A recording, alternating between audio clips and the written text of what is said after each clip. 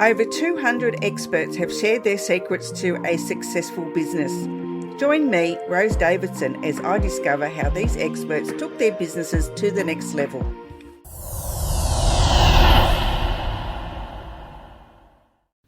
Talking with the experts. Welcome to Talking with the Experts. Talking about all things business by business owners for business owners. Episode 257 with Ron Surz. But the most recent breakthrough is what's called target date funds. And I don't know if you have those there, or if maybe the superannuation fund does what a target date fund does. But the idea behind a target date fund is it takes a firm. Oh, by the way, it started for college savings plans, so it's been around for a long time here, and it's just started to be used a lot in savings plans here. But what it does is it starts fairly aggressive when you're young, and then as you get closer to retirement, it does what all the researchers say: it gets more conservative. But what I'll say there is the unfortunate reality for target date funds in this country is it starts at about 90% risky equities when you're pretty young. And then when you're about to retire, it's at that 60-40, that crazy 60-40. So the target date funds are not safe enough, based on my research, and there's others who are doing it as well.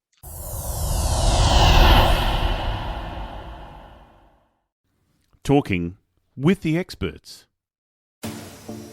Hello, and welcome to Talking with the Experts. I'm your host, Rose Davidson from rosedavidson.com.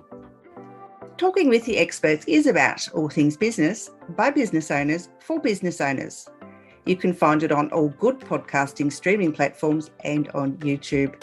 And talking about YouTube, please don't forget to subscribe to the channel and ding on that bell so you get notified when new videos are uploaded.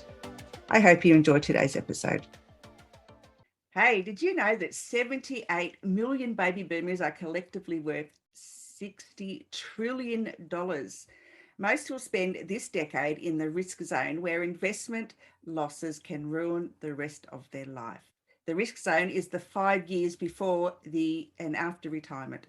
My guest, Ron Surz, is the co-host of the Baby Boomer Investing Show and CEO of several firms that provide investment advice to baby boomers. He is the author of Baby Boomer Investing in the Perilous 2020s. Welcome, Ron, and thank you for joining me today. Hi, Rose. Well, thanks for having me. This is great. Yeah, so I guess when do baby boomers need to have started their investing journey? Well, when they're young, the younger the better, and saving the most is certainly a smart thing. But what we're all about, and by the way, I don't know if the audience here is going to be Australian or US or where do you? It's everywhere. Everywhere. All right, so that 78 million people is just here in the US. And I couldn't guess online what the number is around the world, but it's certainly substantially more than that. And the 60 trillion is also got to be a lot more. So there's a lot of wealth that is in what is called the risk zone. And retirement researchers have identified a time period in all of our lives when we should really be, our number one objective should be to protect our lifetime savings. So at this stage, and I'm a baby boomer, and at this stage in baby boomer lives, the current savings are probably going to be as high as they're ever going to be. Because at this stage, you start spending down. And here in the United States, we used to have a retirement system that pretty much provided annuities for people. It's called a defined benefit system. But that's become much less popular. So here we've moved to what's called a defined contribution system, where you are very much reliant to make your own decisions. You can certainly buy annuities, but most people don't. And I think in Australia you have the superannuation system. Is that? You do have your SEP, and then if you don't have enough money in your super, then you just go on the government pension. All right, so you've got some safety there. What we have here is what's called Social Security. So one of the things, so we do what's called the Baby Boomer Investing Show. And I wrote a book that basically is sort of like a guided tour of the Baby Boomer Investing Show. We've got 35 episodes so far. And one of the episodes we covered what's called the retirement crisis. And I'm going to use US figures here because I don't know any others. But so there's 78 million baby boomers. 70% of those people, 55 million people, have saved less than $300,000. I don't know how to put that in Australian dollars, but in US dollars, $300,000 isn't going to get you. It's not going to get you very far. But what we did in this show was to give those 55 million people some guidance on how they can at least try to make that $300,000 last.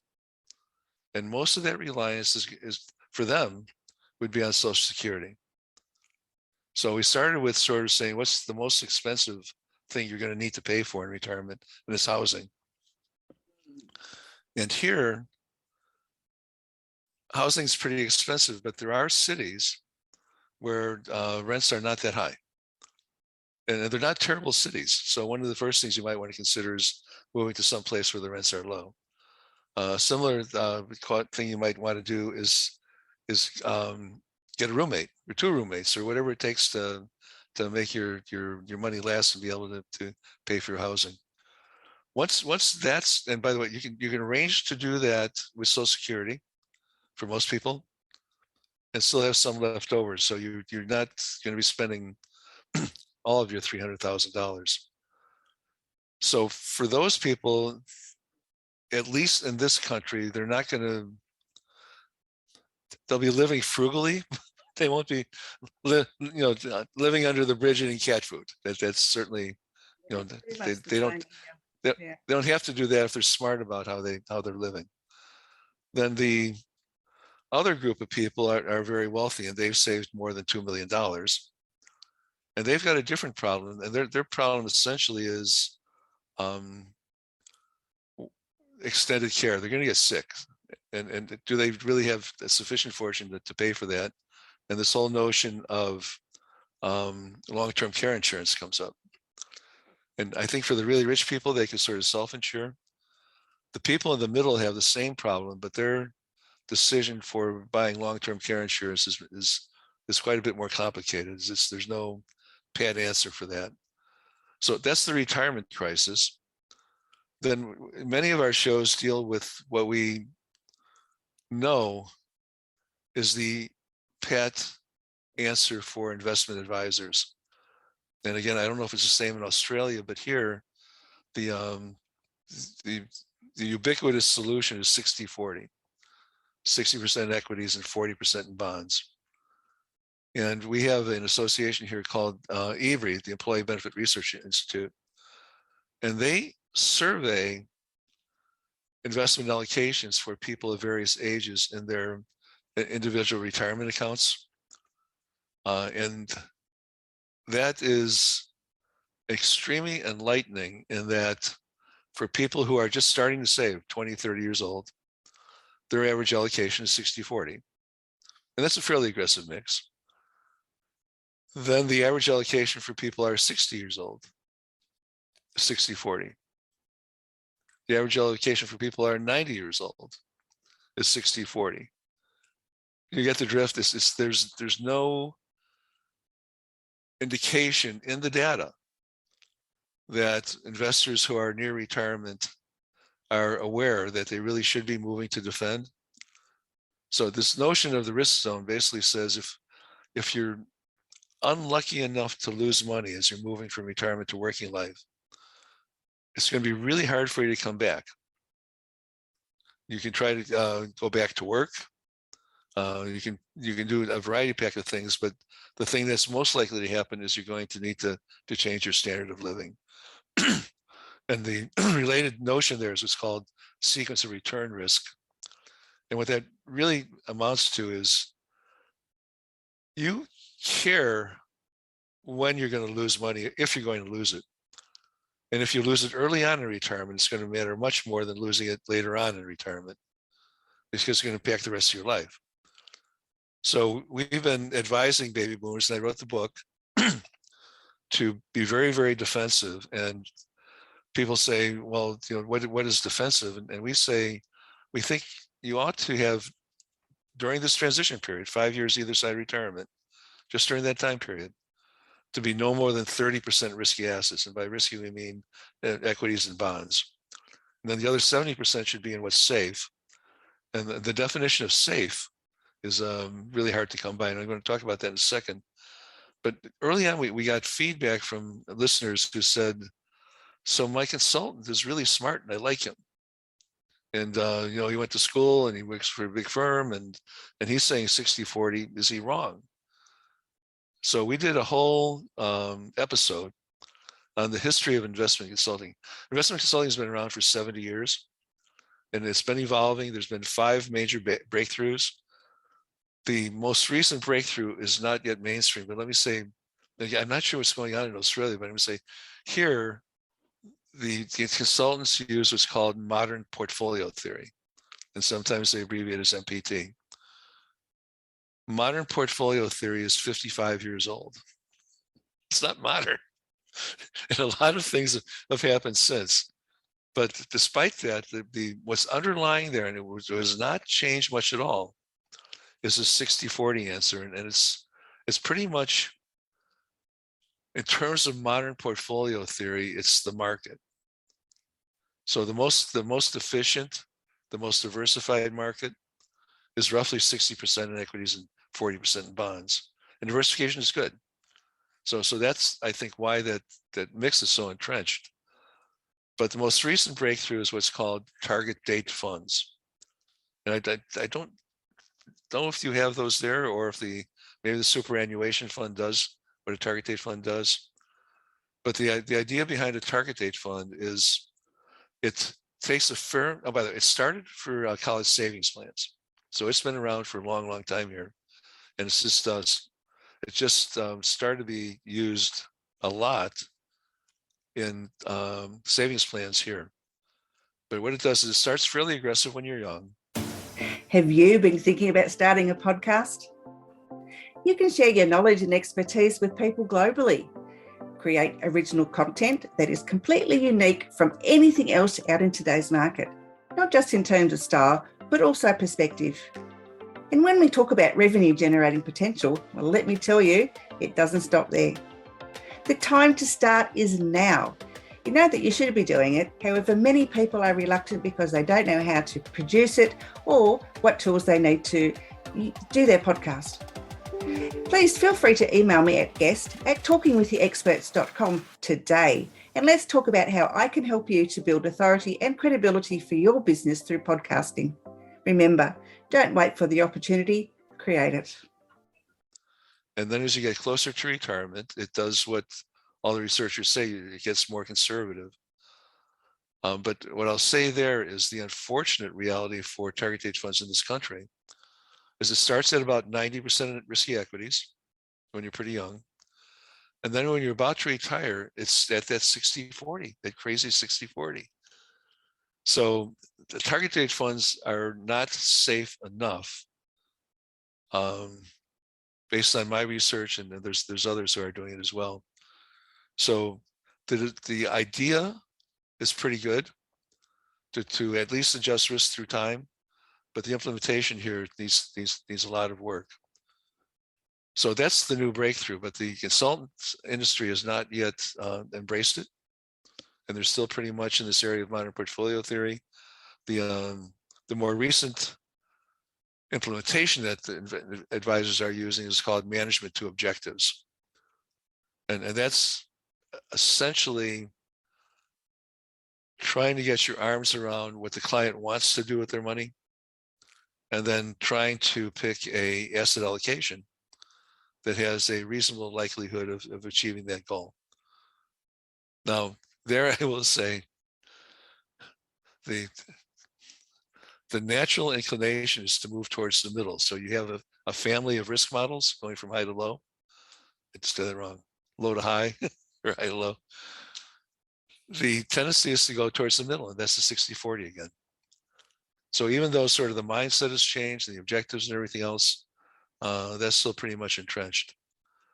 So I know at the end of this, I'm going to just say it now before maybe you'll remind me later, but I'm going to do it now. My message to my fellow baby boomers is to, number one, be aware of what their asset allocation is. Now, I talked to my friends about this, and they don't know, many of them. And all they'll say to me is, I have this advisor, and he's done me well. And I'm not even going to bother him because I'm sure he's doing the right thing for me. So that's a mistake. You really should know. And then second, if you are where I think you are, somewhere around 60-40, you need to move to safety.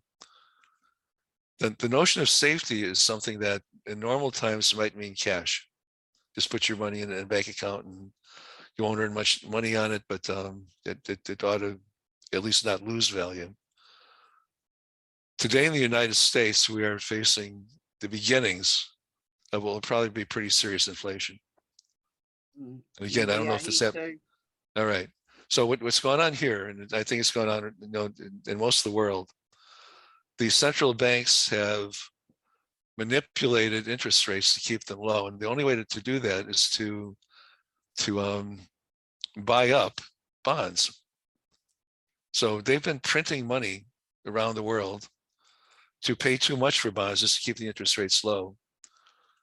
And what's triggered the realization of inflation around the world has been COVID. So here in the United States, we started printing money in 2009 because we were having the beginnings of recession in 2008. And I think that's what happened around the world. Japan had been doing that even prior to that. So they were fighting their problems by printing money. So they were a poster child for printing money to solve your financial problems. From 2009 to roughly 2019, we had printed about $5 trillion. And that's a lot of money. $5 trillion for us, to put in perspective. World War II was our most expensive war. And in today's dollars, that war costs $4.7 trillion. So quantitative easing has been called, has put in more than the total cost of World War II in current dollars. Then COVID came along, and we printed even more as a percentage of GDP than Japan. So we would not be outdone by Japan. We were going to, we have printed 5 trillion heading towards 6 trillion. So you add 5 to another 5, that's 10 trillion. Then here, President Biden just passed an infrastructure package for another $3 trillion. So now we're at 13 trillion. And he's got another 3 trillion that they're trying to get passed through. So $16 trillion. That's a lot of money. It's a lot, it certainly is. Well, it's paper money. And the notion of fiat currency is it will only work. Fiat means that someone said it works, like the government. But we were on the gold standard until the 1970s. So every dollar bill was redeemable. You go and get gold for it. And then what happened in the 1970s when Nixon was president, the French did something that you almost have to laugh at, but it's what happened. They said, we'd like our gold, please. Nixon goes, what? Do we even have that much gold? But I think they got it. And then he took us off the gold standard. So when that happened, instead of redeemable in gold or silver, which was on the certificates, now our bills say, in God we trust. So if you open up your wallet and you look at those pieces of paper, it's happened recently in Venezuela and in Argentina, where billionaires have become penniless. Those pieces of paper you can just burn because they're not going to buy you anything. And that's the beginning of what's happening here. So when we talk to our listeners about safety, we think they at least need to be a little bit concerned about inflation protected safety. And that here would mean inflation protected securities. And there are government issues here called Treasury Inflation Protects TIPS, Treasury Inflation Protected Securities. There are variable rate bonds that are issued here. So those are available. Then the other thing you can do, and this is not low risk anymore, is to move to assets that will tend to protect against inflation, like precious metals and other things like that. We've also talked about cryptocurrencies. Yeah, we're moving here. Crypto is quite a big thing in Australia, and moving towards a cashless society. Yeah. So it's all on cards. Well, one of the benefits of the cryptos is that they're not controlled by the government. Mm-hmm. And that can be a good thing or a bad thing. I mean, if the central banks were started to be able to manage the economy by managing the currency. If that goes away, we're in the Wild West. But I think one of the reasons cryptos exist at all is people are concerned about fiat money losing their value, hyperinflation. And we had a whole episode on cryptos. And the interesting thing that comes out of that, everybody sort of knows this, but when you have to step back and say, what is money? Well, money is a store of value and a means of exchange. Those are the two things that the reason you should like money. If we lose the store of value, if those pieces of paper become worthless, we need to have something else that's going to protect us. Now, gold is a traditional answer to that, and it really has a history of protecting against inflation. But as a means of exchange, it's not very good. You can't walk into a grocery store and chip off a little bit and get some bread. Oh, damn. Why not? Yeah, but it's so pretty. Gold is pretty. You got to give it that. Yeah. So I really view crypto as an invention that would probably be currently ignored if it weren't for fear of inflation. Mm-hmm. And no, it certainly comes at a time when younger people really embrace technology. And my grandson is trading these exotic new issues all the time, and he's making a lot of money on it. I'm very much of the school that you don't invest in what you don't understand. But when you're 20 years old, you can have some play money. You can do some speculation. Aren't you, at 20? Yeah, they are exactly. I have a question about people that have retired or reaching their retirement age and have received their redundancy package from, their employer. Wouldn't it be best for them to pay off their house and all of their, all their bills before they start thinking about, using the things to live on? Yeah, the way you spend that money is something we don't deal too much with, although that does fall into the realm of investing, I know. So I guess you can view that you could invest in your house. It's real estate. And one of the assets that are, this has had a great success in protecting against inflation. So from that perspective, I would say, yeah, you probably want to do that. But a corollary to that, again, I apologize for not knowing what goes on in Australia, but here we have something that's called reverse mortgages. Yeah, have you heard of that? Yeah. Do you have it there? I'm not sure. Okay. So a reverse mortgage is something that we've done personally, but a lot of retirement researchers recommend. And the notion there is there may come a time in your life. So right now, you might want to pay off the house. But 10, 15, 20 years from now, you may find that you need that money. You draw down on your house, on the equity of the house. Yes, right. We have that here, yeah. Yeah. Okay, so you could take out a loan, and that would be one thing to do. But then now you've taken out a loan, but you got to start paying that back. And do you really want to do that? So basically, moving is one of the ways to cash in on your home value. An alternative to that is what's called a reverse mortgage. And essentially, what you do is you set up a loan, and the way we've done is with a line of credit. But you can certainly take a lump sum out if you need it at the time. And what that line of credit does is it says whenever you need it, you can take out X amount of money, that whatever you set up under the terms. And we've found great comfort in knowing that that's out there, even though we hope we don't have to use it at all. But if and when we do need it, we can stay here.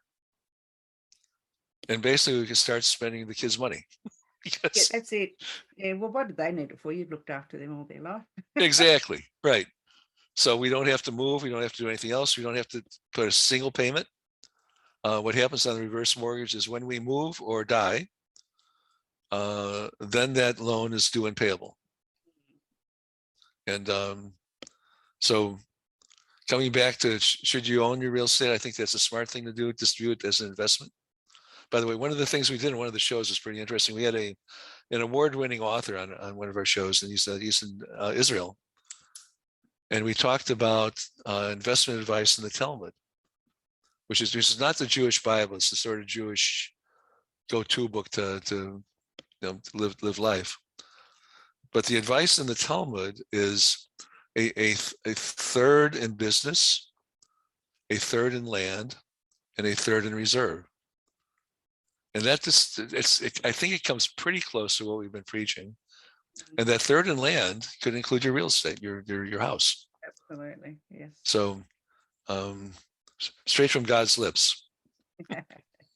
Right, okay. So it's complicated, but I think our message is probably not being heard as much as it should. Because I just know that most of the 78 million baby boomers are close to 60-40.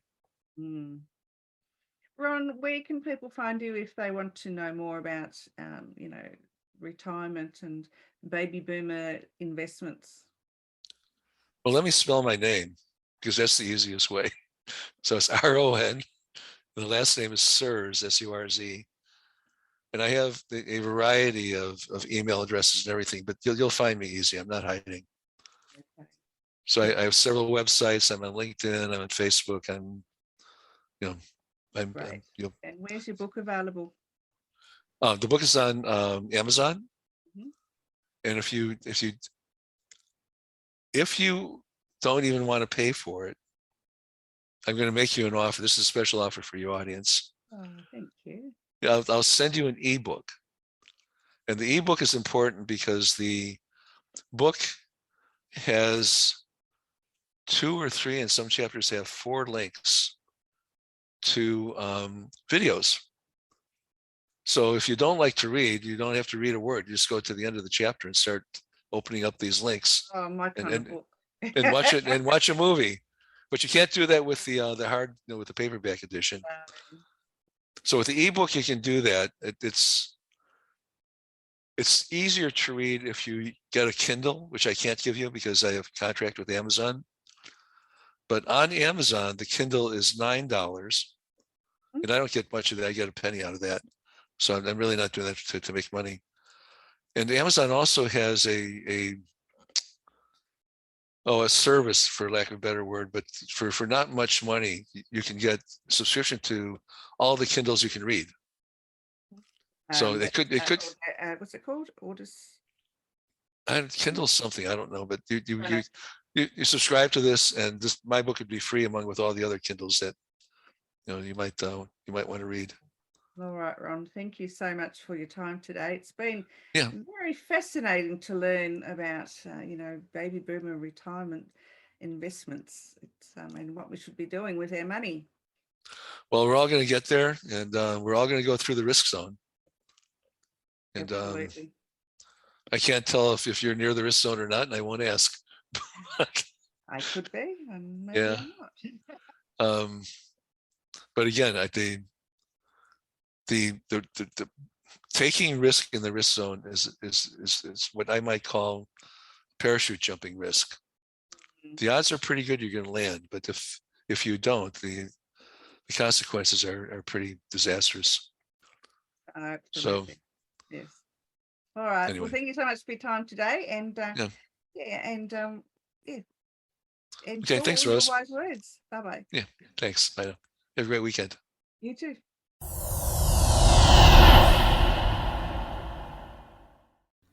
Talking with the experts. Thanks for joining me on Talking with the Experts. Make sure you subscribe through your favourite podcast app or on YouTube, and check out my Patreon page for more value for you, or you can buy me a coffee. My name's Rose Davidson from rosedavidson.com. I look forward to your company next time when I'm talking with the experts.